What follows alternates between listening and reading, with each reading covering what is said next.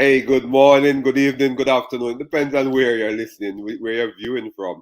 Because my guest today, in fact, she is we're a couple hours ahead of her here. I'm in the Bronx at this moment. You know that we normally reach out to you from Florida, Maryland, or Florida. This is Canute Exploration. I am Canute White, Dr. Canute White, and I'm here to empower, inspire you as you listen to this podcast.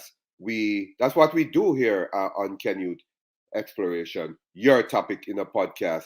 You know, many of us have been addicted to a number of things. You hear some of my guests talk about being addicted to coffee, and I had a guest who talk about addiction to sex and so on. And we're addicted to various things.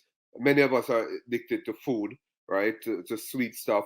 But my guest will be talking to you about her addiction and her overcoming that addiction and what she's doing to help others. She's a very fascinating person. I've talked with her outside of the studio, and I realize how challenging it was for her, and she will be able to help others. She will give you her contact as well. She's a very, very fascinating person who have a lot to offer this society as you try to overcome addiction. Those of you listening, those of you watching who is addicted to something, right? And addiction is addiction, right? Be it one type of addiction, it's a matter of overcoming. How do you overcome the addiction is something that is perhaps universal. So I will let my guests in and we'll have a talk that will inspire and empower you.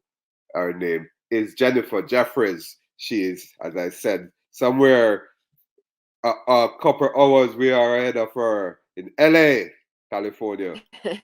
I heard that smile. You're Yeah. saying that I see the sunset before you. What? What? You see the sunset before me? What's going on there? You get Oh, something well, before I do. it's kind of morning still here. It's 11 o'clock. So Wow! And here in New York, Bronx to be specific, it's really 2 o'clock here, right? In wonderful. two, right? And it's nice to have you, Jennifer. I Thank you. thank you. I'd like to ask you about you. Tell us, who is Jennifer Jeffries? Boy, who am I? Only child. Um, All right. Grew up, a little bit in Salt Lake City, Utah. My parents were very into the outdoors. My father and grandfather are both character actors, and so I had a little bit of Hollywood in me. And you know, um, who am I? I guess it's all right now. I feel like it's just a need of just, yeah, like you talked about, service. Yeah. That's kind of what I'm about now. Yeah. I didn't know a lot about that. I was always a very kind young girl, but I was always, my addiction didn't pop into my life until I was 35. I had postpartum after I had my son. Before Mm. then, I didn't have any issues with substances. Okay. But at a young age, it was always about filling a hole. There was something there, that it was things or toys or this or that. It did seem to be evident that at a young age there was a need to fill something uncomfortable. I Yeah. had some issues when I was young, some uh, uh, abuse, Right. and I think there was some shame around that. That could have been what was going on, like some people, but I don't blame my addiction or my substance abuse on Right. that. Mhm. Um, but it came into my life later on, and it was Yeah. challenging Yeah. because I thought I could go back. I thought, boy, Yeah. at 35, Mhm. why can't I go back to doing yoga and doing all these things and Right. stuff I didn't do? And it didn't, I couldn't get back. I had to Right. kind of find my path somehow and move forward through it, through the fear. Yeah. And, um, grew up in a nice life. I have nothing to complain about. I Right. didn't, That is important. Very interesting. So you talk about grow up in a nice life. Um, Explain more about your childhood, Jennifer, because when my listeners know about your childhood, they'll be empowered. You understand? Tell us about your childhood. well, I mean, come on, it was white privilege. It just Right. was. I had a single Yeah. mother who worked as a probation officer in the Long Beach court system. and a father who was on a very famous television show in the 70s. And Right. they were divorced, and it was back and forth a little bit, but I had a good life. There was nothing other than the it was incest that happened early on in my life. That was obviously very challenging at 6 to deal with that for 5 years. And, it didn't really resolve itself. I think it could have been dealt with differently. But other than that, really did have a good life, and Yeah. very sweet parents. And Yeah. they were kind of ex hippies, they were Catholics, Irish Catholics, and they Okay. wanted to raise me kind of to do my own thing with religion. And part of that, I felt like I would have liked to have had some roots, Right. some kind of tradition or rituals. We just had a bar mitzvah here yesterday, and that Oh, was cool. wonderful. My first bar mitzvah I've ever been to, and I love that. I like enjoying all different types of religions, and um, I just like anything that includes people. I don't like excluding people. Okay. After, I was, and that's why I talk about this thing of being privileged. I ended up in the LA court system, in and out of Right. jail. That's where it led me. Those pills from I started taking after postpartum helped me. They did Right. help me. The Vicodin helped somehow, so that's why people take drugs or alcohol sometimes, because it does help for a while, and then it turns into something that doesn't work. You have Right. to take more, and or whatever. But um I you know got caught up. It was easy to get caught up in the system, catching cases, and Yeah. it was all on possession of narcotics. And I ended up getting court ordered. How I ended up finding, well, it was NA, because Right. NA, I was in treatment in jail, if you can believe that. Which is, it's Okay. a good system. They have a thing called Impact in LA County that you do an inpatient, rehab. It's like a rehab in jail. And Yeah. um, I got introduced to NA. That was the first program I got introduced to, and I did Right. drug court Mm-hmm. at a rehab when I got out. That's what I went into, a rehab, and did drug court, and was court ordered there, Yeah. and learned a lot. And I got a lot of sobriety out of that. Yeah. But that wasn't my path. I still needed to learn. Drug court was very challenging. That's amazing. I graduated. It is very difficult. I give my hat off to people that have graduated drug court. Oh, cool. Congratulations. I love that. What do you do as a drug and alcohol counselor though? What do you do Well, as I a got drug? into that. I did my internship at a place called Beit Teshuva here in Culver City, a Jewish synagogue rehab. It's wonderful, all in one. And I'm not Jewish, but they Okay. welcomed me with open arms. I did a 9 month court appointed stay there, and then I ended up getting sober. Going to a sober living was so important. Boy, I did so many rehabs for 28 days, got out and dealt with Cool. life, and I couldn't do it.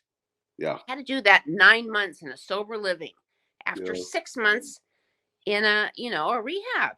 And that's how I got my time going. And then after Yeah. 3 years of some sobriety, I thought, boy, I'd like to help. I really liked helping people. That was part of Yeah. my Yeah. sobriety, was helping people, and how good it made me feel. Yeah. And I went to UCLA, and I went Yeah. to USC and got my Bachelor of Fine Arts degree in film, but ended up going to UCLA to get my drug and alcohol counselor certificate, Cool. I love that.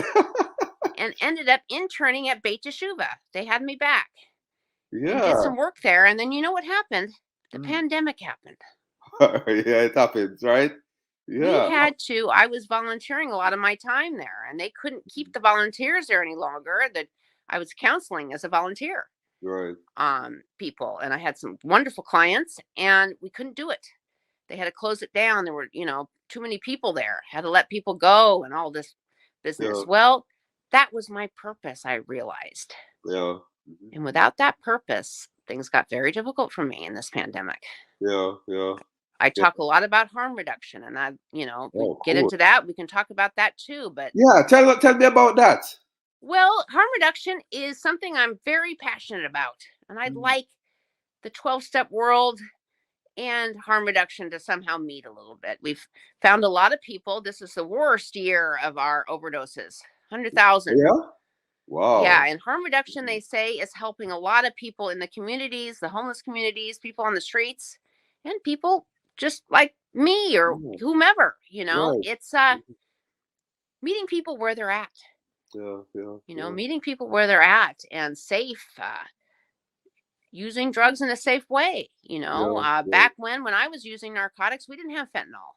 Yeah. Okay. Nowadays, it's clean needles, and a lot of people, it's progressive. So a lot of this is Yeah. happening in Europe, but it's progressive. It's fentanyl test strips, Yeah. Narcan, um, meeting people where they're at. A lot of shame happens when you see these people in recovery, AA, that went out after 22 years, Yeah. ended up dying because they ended up using the way they Yeah. used to and didn't have the information or the education of Yeah. so I'd like to see them merge somehow a little bit. I don't know if it'll happen in my lifetime, Yeah. but I know that harm reduction, I Mm. feel like I've been learning a lot. I go to 2 meetings a day, very Yeah. involved in uh, Yeah. on telephone volunteering, called in Never Use Alone, people that, you know, so Yeah. you aren't alone. And again, it seemed progressive in my mind at first. Now it makes a lot of sense. Yeah. And so it's more some activism involved in it because a lot of people aren't keen on it. They Yeah. think it's an excuse for people to use drugs. Yeah. Well, people are going to do what they're going to do, and we just want people to be safe and live and Yeah. connect. That Definitely. isolation was so difficult through the pandemic, and Yeah. I tell you. boy, Zoom Definitely, is great. Jennifer. This is Canute Exploration. Your topic in the podcast. I'm Dr. Canute White, talking to Jennifer. Um, Jennifer, your last name again? Well, I go by Ty Jeffries, Jeffries. but yeah, Jennifer Jeffries. JJ. yeah, JJ, JJ. I love it. Love it, JJ. that's Hey, good. tell me something. This thing about overcoming addiction. Yeah. I really want you to be specific. You get up one day and you tell yourself, "Hey, I'm going to stop this." Maybe that's not the case, but you just tell me. How did you overcome this addiction? Well, like wake up with gratitude for sure helps. That gratitude is like, boy, that gratitude. I keep myself busy. I don't like to be bored. Boredom is a real trigger for me. Being bored in my head, that tells me a lot of things that just aren't right. Right. Tells me things that aren't true. And some of this information is good, but some of it, after a while being bored, is not good. Try to Yeah. keep busy. I have been, and I will be open with this because I've been 5 years, this last 5 years abstinent, which I think is great for people to get that abstinence under your belt, to Yeah. figure Yeah. out the trauma and to learn what it's like not being on substances. Yeah. With the pandemic, I'm not a perfect AA person anymore. I do Right. practice harm reduction. I microdose Mm. cannabis at night for sleep and Yeah. anxiety. Yeah. So that's what I'm doing. And it's not for everybody, and I can't say I'm this perfect AA big book thumper anymore because Right. my path has changed a little bit. It's gone in a different, this is a real gray area we're in right now. And for me, Right. when I was abstinent, it was real black or white. And I don't know why that happened, but for me, I ended up with my absence focusing a lot on sleeping and Yeah. obsessing about when I'm going to go to sleep. When I wasn't living the day, I don't know Yeah. what was missing, and I'm still figuring that out myself. This is a learning curve we're on. You're Yeah. always learning every day. It's never. Some people say they're recovered. I don't know. I've never had that experience of being recovered. Okay. Every Yeah. day is a day of challenges and obstacles and wonderful things and difficult things, and it's a journey. And Yeah. I guess that's kind of where I'm coming from is, I haven't been that perfect. I don't know what that looks Yeah. like for certain people. People, Right. boy, I give my hats off to people Yeah. with 30 years. Every time I'm on a Yeah. meeting, I'm always congratulations to those people counting days and months and, So it's wonderful. that journey could be a long, that journey could be a long journey. Yeah, it Yeah. is. Yeah. It is. And things happen. And I just realized with this pandemic how sacred life is, of course, but Mhm. just we're in a gray area. I think we're in that area for a little while. Yeah. Yeah. Yeah. You know, Yeah. it's not so black and white anymore. Right. boy, if you're in a situation where you're using every day, especially alcohol is real deadly. You come off alcohol, you can't just stop. If you're a day-to-day drinker, it's a detox, and it takes really hospitalization to that's a Oh. killer. And they taught us that when we were in learning to be counselors, some of the things, and benzodiazepines also stopping those, just um but I think detox is a good place. To me, it's a good way to start. It's getting away from the substances. People have a hard time. They're living in a place where they're you know Hmm. using, Right. whether it's drinking or using substances. And if you can't afford to go to a detox, I think most insurances now cover, which thank God, cover detox facilities. Yeah. But if you see it's becoming a bit of a problem, I write about, if I'm taking a little bit of cannabis at night, how Yeah. much do I take? Right. Write about it. Yeah. Why did I need it? Certain nights I don't do it. I mean, Yeah. maybe twice a week, maybe once a week. But why? What's going on in your head that you feel that you need to, Yeah. take a substance? And it could be functioning in daily life. Right. Some people have a hard time functioning. Yeah. Just for me, it was getting tasks done. I Mhm. had a hard time going through tasks, which helped me get self-esteem. And self-esteem is really important. Yeah. Some people use it to have fun or with other people. Yeah. It's really looking at your substance use, figuring out, when do you do it and what Yeah. for. And again, patting yourself on the back, it's okay. Right. Definitely. Yeah.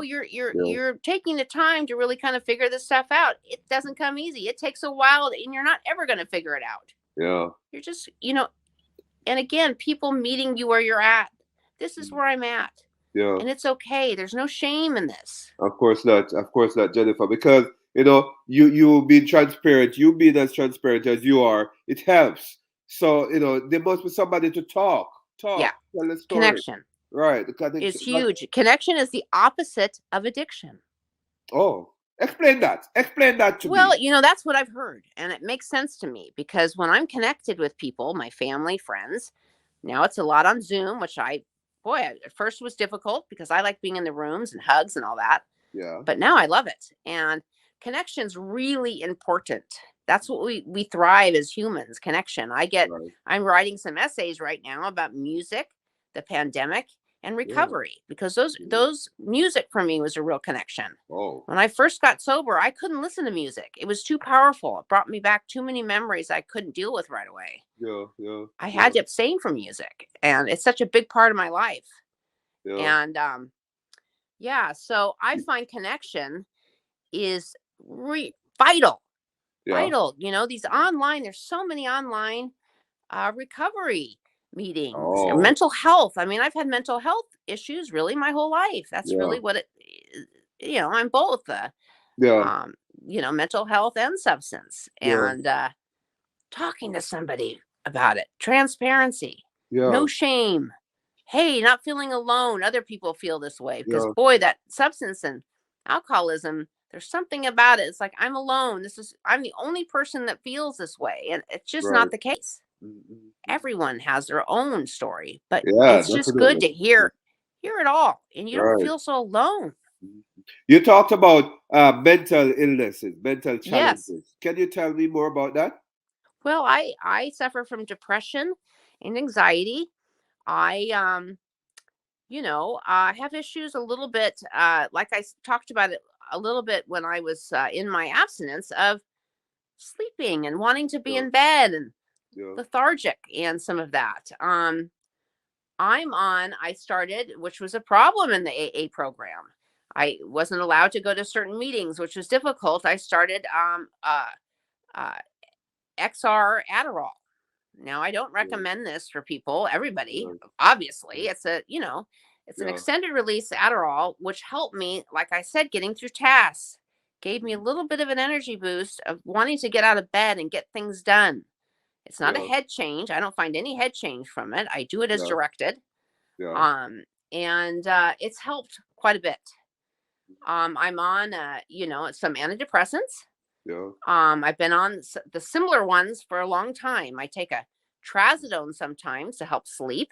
Yeah. Those are non-addicting. I was terribly addicted to Ambien, which is an awful drug. Okay. I Mhm. got in a lot of trouble with that Ambien. That's a Yeah. nasty, nasty drug. Yeah. Yeah. And Yeah. so yeah, there's, like I said, there's some remedies, herbal remedies out there that are great, Cool. and vitamins and different things. Eating well, obviously, the gut is important. It represents, goes to the brain. My father has Parkinson's, and Okay. he's really has to watch what he eats because it's Yeah. brain connected. And Yeah. I've learned a lot by that with Mm. foods I eat. Help my Right. brain, help my Cool. lethargia. That's a big thing for me. As being lethargic is a trigger. Yeah. I They don't are the like it. brain food. Food They're is the good. brain Yeah. food. Food that are good for the brain. Yes. Yeah. You So are there. important. Yeah. Yeah. Jennifer, what your support system was like? Your support system. Oh, growing up? Well, no, through the addiction. Oh, yeah, support. Well, I had it. I learned, I had postpartum with my Yeah. son after I Oh yeah. had him. He was a difficult boy. I had a lot of miscarriages, and I think I had a lot of trauma. Yeah. And I needed some big support in the mental health with that. Yeah. Just traumatized by all of it, Yeah. and self-medicated. And I don't think I could Okay. have made it the first 4 years without that 2 Vicodin a day. I mean, Yeah. it never changed. That's what it was. Yeah. And but that's, like, a lot of people get into drugs and alcohol because it helps for a little while with Yeah. that depression Yeah. or that Yeah. anxiety, A little that while. mental health component. Mm. But of course, then you have to do more, and Yeah. it leads Yeah. to more and more, and the body can't, it's just unhealthy. It can't take it all. It's a Yeah. toxin and a poison when Yeah. you're getting to be doing it so much, and of course the body gets addicted, Yeah. and Yeah. you can't get off of it. You're taking it just to be well, Yeah. and my support system really came from the meetings, the rooms of recovery, Yeah. going in there in those rooms and talking to other folks, Yeah. hugging. And I miss all that hand holding, and Yeah. I'm into all that. That's All great. right. We did a thing at Beit Teshuva on Friday nights. We had services, Right. Shabbat, which I never went, I never had that. And that was great. Music and dancing and Yeah. coming together, and sobriety can be fun. Oh It yeah. really can. Yeah. It seems like, a challenge at first for me. I thought going to the movies and not having a substance, I couldn't imagine it. Yeah. But going with people, not, being, taking people to doctor's appointments, the things you Oh, hated that you cool. used to get loaded to go to, the DMV. Take a Yeah. friend, take somebody in the program or someone that understands with you, to have somebody there to be with you, so you're not doing stuff alone. I don't know Yeah. why in this society we feel like we have to do everything alone, I love you that. know? Right. Yeah. Yeah. It's a teamwork. It's a Yeah, it's a teamwork. Right. teamwork. It's just Yeah. having somebody with you, a good friend. Yeah. Yeah. Yeah. Scary So things happen at the doctor's office, bring a friend. yeah, definitely, definitely. Yeah. So you're saying, Jennifer, that we can people can overcome this addiction. It's not something that you have to keep. You can Yes. get rid of it. You can It's overcome. a daily, yeah, it's a daily thing. I again, that word of recovered, I'm not sure about that. I Yeah. still have in my brain and get triggered to want to take substances. It's Yeah. a Yeah. daily kind of thing. Yeah. It's some work. Got to Yeah. put a little work into it. Can't Yeah. expect it. Psychotropic medication for Yeah. depression's Yeah. not going to help it or make it go away. And, using substances sometimes just puts a band-aid on it. Really Yeah. getting into the work of trauma, which I found was big for me. I didn't realize, and I still do, was traumatized actually too from my abuse, but also my own drug use. Yeah. I did Yeah. methamphetamine for You do you want years. to talk a bit about your abuse? Yeah, you comfortable talking about Yeah, that? I started with pills, Vicodin, and was doing that at night. uh started in the morning a bit, having that. It gave me some energy. It gave me a way to connect.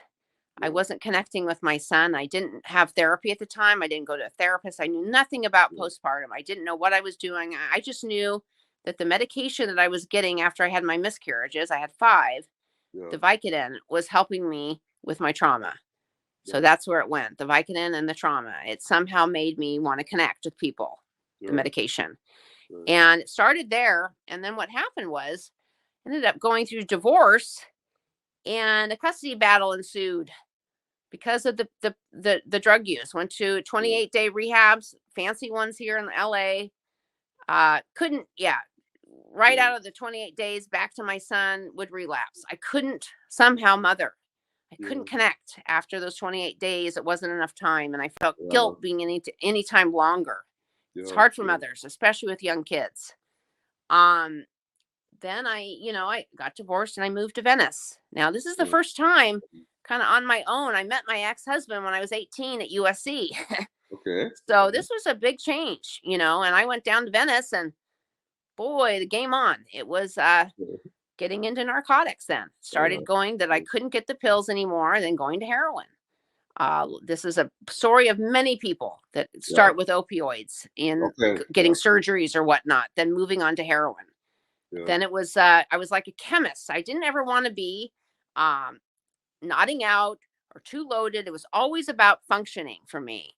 Yeah. And then I found methamphetamine as an upper that would help. I was Yeah. always a chemist doing both and figuring it out. But what Yeah. happened was with the methamphetamine, you have lack of sleep, and what's out there now, it's just forget about it with the fentanyl. And I started getting into outer space, Yeah. hallucinating, doing not good things, stupid things, Yeah. and getting picked up by the police Yeah. Yeah. for stupid acts that I was doing. Stealing socks at Ross for the homeless. I Yeah. mean, it was just bizarre things that were going on. I Yeah. wasn't in control of my body with that drug. Ambien was the same way though. And that's a legalized prescription drug, and boy, that makes you into outer space. Yeah. If sleep is so important with anything, with any kind of recovery, sleep. Right. And it turned out, yeah, I had court cases here, Oh, and yeah. luckily was able to, I had a hard time in LA County, but it was good. It taught me a lot, and it taught me kind of also what's going on in women's jails that need to be Oh, changed. yeah. Oh, Boy, there's some yeah. things that need to be changed there. And I use my adversity as a strength now. Yeah. Mm. A lot of boy, the system is it's a Yeah. tough deal Yeah. doing time. Yeah. And boy, and I didn't do really any. I mean, you look at these people, they're women and everybody, but Yeah. for substance use, they're changing. They are changing some Yeah. things and some laws with the substance and Yeah. jail time and prison time. But yeah, you can't get work when you get out. You have Oh, felonies.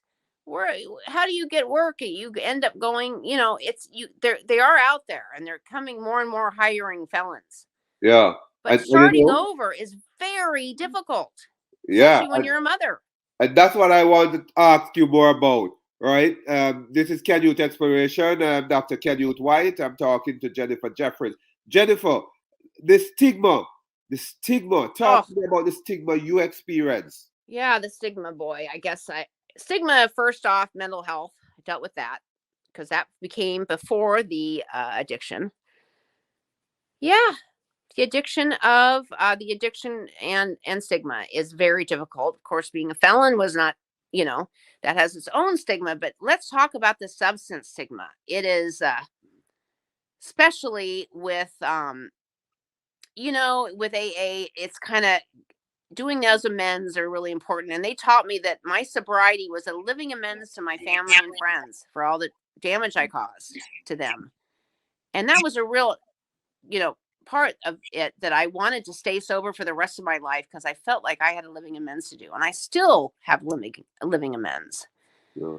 But the stigma is something that we're finding that's getting, we were seeing some stuff in mental health, definitely over the last 6 months, a year, that the stigma on that is changing a bit.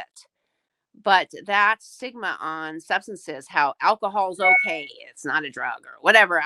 People can be alcoholics, but drugs, boy, um, it's all the same. It's all self-medicating.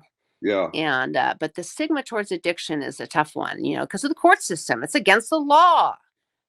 Substances, most of them are against the law, and you're criminalized. and it's going to be a while, and maybe we'll never get there. But I think the legalization, obviously, of cannabis has been a good one. A Yeah. good one. I don't know what will happen with others in our future, Yeah. but the court system looks at it as a crime. You are Yeah. a felon or a criminal, and that, that gets a lot of stigma, Mhm. Yeah. and obviously, um, people have fear about it. Other people that do it.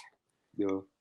There are a lot of persons who said that they're not addicted to drugs, but you can be addicted to prescription drugs as well, over the Oh counter yes, drugs. I had a Cough gambling syrup. issue when I was sober. Towards the last part of my sobriety, I found myself going. I wasn't going here in LA, but when we would go to Vegas or before the pandemic, I was doing slot machines. Started Okay. going, waking up early and going down there by myself. And I thought, Right. boy, and they did studies that the same part of the brain that Okay. goes off when you do cocaine is the same part of the brain that gets the lights go off when you do slot machines. Interesting. Oh yeah, no, I was definitely, I thought, boy, this is great. I can get out of my head, have fun. I don't need to, do anything. I can just do these slot machines. Well, I mean, then you're done. I mean, you're eating. I mean, that's why they make so much money. I mean, the odds are definitely not in your favor, but Right. got out of my head. I was able to get out of my head for a little while, and that's just it. I will say it's not a funny story, but it was interesting. After 5 years of abstinence during this pandemic, 3 months, 4 months being inside, going to the market one day, I just had such a trigger of wanting to use. I Yeah. went in to Ralph's, got 2 cans of whipped cream, went in my car and huffed on them just to get out Oh. of my head. There was so much going on. I mean, it can be anything you're addicted to. But Yeah. that's how Yeah. I lost all my time. My sponsor at the time said, you need to start your time over Right. because you Yeah. you did get high. And I was, boy, that would burn me up because I thought, but that's, I chose to get out of my head. And Yeah. that's breaking, the AA 12-step tradition, neck up, nothing from the neck up. So, Wow. I, I, I yeah. I'm very proud of you, Jennifer. I'm absolutely proud of you, and you're overcoming this whole, Well, we haven't addiction. overcome it. We're still moving. And I just like to be transparent. I Yeah, am a real transparent person. I want to be I, able to reach out, help other people. And, I love that. I want them to maybe, oh, I get that. Yeah, I get that. That's how I learned. I loved listening to speakers, and boy, I Right. understand that. I get it. But being connected is so important. And there's so many meetings out there online, so many areas for mental health and connecting with people. And, of course, animals are great. Love my dogs. Yeah, I realize you have dogs going there. Yeah, Right. thank goodness for them during the pandemic. That was great. Just Yeah. watching them play or do whatever. But yeah, I'm just going to keep, reaching out and helping. Boy, service is just, Yeah. I think it's one of the most important things. I really do. Right. I want to move away from addiction a bit. You were in the movies. You were in what? Tell me Well, about that. What I was movie at thing? television. I started with a soap opera and then went to USC and got my Bachelor of Fine Arts degree in film and theater and did some theater and uh originally wanted to be a dancer, ballerina, Okay. but couldn't do it. It was too. I got to a place where I wasn't able to do it anymore. And my father is an actor, and my grandfather, character actor, did some Cagney films and yeah, mainly television, 1 hour dramas. Boy, I couldn't get a half-hour sitcom to save my life, and I always wanted to do comedy, but I was played a lot of victims, which was interesting. ER played some beaten woman, that her husband was a cop and beat her up. And I mean, it Cool. was always some kind of, Yeah. yeah, victim roles in these 1 hour dramas I was doing, and did it for a while and had a moderate amount of success. What happened was it a change when the Ambien Yeah. and the Vicodin started to come into play. I couldn't remember my lines. Didn't Oh. want to go to auditions anymore. I was shamed. I felt ashamed of what was Yeah. going on. I couldn't retain the information like I used to. Yeah. So that's what happened. I, love theater. I'd love to go back and do a play again. Yeah. Love the theater. I mean, that's really where the magic happens. And But yeah, I'm always open to it. But right now, it's just want to give back. Yeah, That's all yeah. I want to do. And And in you a will way, get the acting was a little bit about giving back in okay. my way of connecting with people. It was another way of connecting, especially theater. Right, right. And you will get back. Your parents are alive there? Yes, my father's still alive. Cool. He Love lives. that. He's writing now. He does some films still. Um, he did an old show on called Emergency. 51, an old Jack Webb show about paramedics, and they've really changed. That show changed a lot of the paramedics that we have I today. watch that. Right. Yeah, it really did a lot. And they're doing a documentary right now on EMTs and the history of the paramedic. And so my dad writes, he's a playwright, and my grandfather's now is deceased. He was a writer, actor, character actor, and poet. We like the character actors out there. We need more of them. You know, we pay our big stars so much money that we don't have any money left for the good character actors. Right. And so I'm a pro. I love character acting work, and so yeah, it's good, but it's not just didn't become the priority. You really have to live it, 24/7. These young Right. actors out here, I get my hat off to them. They really got to be in and do everything. I just, as you get older, I'm Yeah. not interested in doing that anymore. But Right. to do a play would be great. How about your mother? What? Your mother. How about your mother? Oh, my mother now, it's amazing. At 76 years old, she was as I said, a probation officer, worked in the court system, the juvenile, all the stuff, tough cookie. And then at 70, she at 50 decided Right. to work for Southwest Airlines as a flight attendant. Right. She's still doing it at 76. Cool. Amazing that company keeps their elders on. I love it. Yeah, I And love she it. I love it. lets now. She's had so much time in the airline field. Her priority now, she just goes to Hawaii. Southwest, I guess, flies to Hawaii now. So she's doing that. She loves it. She can go travel around, see her friends, different states, and she's very active. My mother's got a ton of energy. They both do, actually, and they're in good health. And Yeah.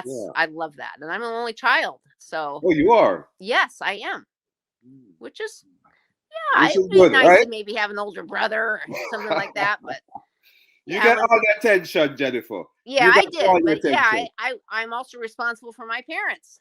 All right. So, Yeah. I have Eventually to that will happen for all have a the good time. support Yeah. system when that happens, when they start to, get Yeah. later on in their life, which they are right now, but they seem to Yeah. be doing okay. Yeah. Yeah. I love that. And you're a very amazing person, and you're focused. You're very amazing, you're focused. And as I have said, I am really proud of you. Hats off to Oh, you, Jennifer, and that you continue to help others to yes, and I like to overcome addiction. listening to other people and their stories. Listening, boy, I love it, and I try not to, I have to catch myself. Oh, am I saying too much or whatever? I just listen. Listening Right. is so great, Yeah. And it's and amazing. yeah, It's amazing, and I just want to say thanks for being transparent and for coming on this show, Canute Exploration, and talking yeah, so that others will be inspired, will be empowered. That's what we do here on Canute Exploration. Your okay, topic in the podcast. yeah. It was nice having you, Jennifer. Oh, it was great to be with you. It's so nice to meet you, and hopefully we'll connect again. We will Good. definitely. We will connect again. All right, Jennifer. Thank you. Bye Okay, thank bye. you. Nice. Bye bye. Bye bye. That was Jennifer Jeffries. You heard her story. You heard she talked about connection and how important connection is as it relates to overcoming addiction.